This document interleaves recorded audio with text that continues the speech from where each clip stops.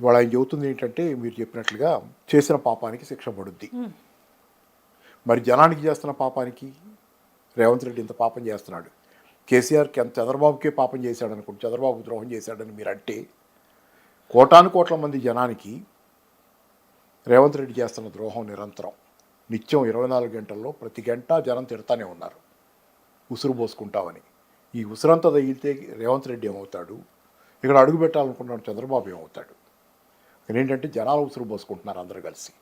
రేవంత్ రెడ్డి ఈరోజు మాట్లాడుతున్న ఈ రేవంత్ రెడ్డి ఈయన వెనక్కి కాదు, ఇప్పుడు ఖచ్చితంగా ముందు కూడా కనపడుతున్నటువంటి చంద్రబాబు, వీళ్ళంతా తెలంగాణలో పేద ప్రజల వ్యతిరేకులు.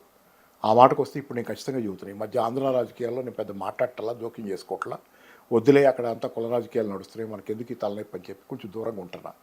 కానీ ఆంధ్ర రాజకీయాల్లో కూడా చంద్రబాబు ధనవంతుల మనిషి, దొంగల మనిషి, పెద్ద మనుషుల మనిషి, తన ఇష్టానుసారంగా కార్పొరేట్ రాజ్యాలను నడపడానికి చంద్రబాబు నిరంతరంగా చేసిన పని.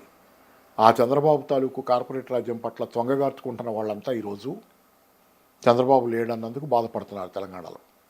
దానిలో రేవంత్ రెడ్డి ముఖ్యుడు కావచ్చు. రేవంత్ రెడ్డికి అన్నీ వదిలేశాం కాబట్టి ఏమైనా మాట్లాడారు, అధికారంలోకి రాగలిగాడు కాబట్టి, జనాలకు ఆశలు చూపించగలిగాడు, అధికారంలో ఉన్నాడు కాబట్టి ఇప్పుడు సరే ఆ రేవంత్ రెడ్డికి అడ్డు అదుపు లేదు. ఇప్పటికైనా జనాలు తెలంగాణలో గుర్తించకపోతే రేవంత్ రెడ్డి నిజస్వరూపాన్ని ఎవరైనా మిగిలితే గుర్తించిన వాళ్ళు ఖచ్చితంగా తెలంగాణ మరింత నష్టపోద్ది.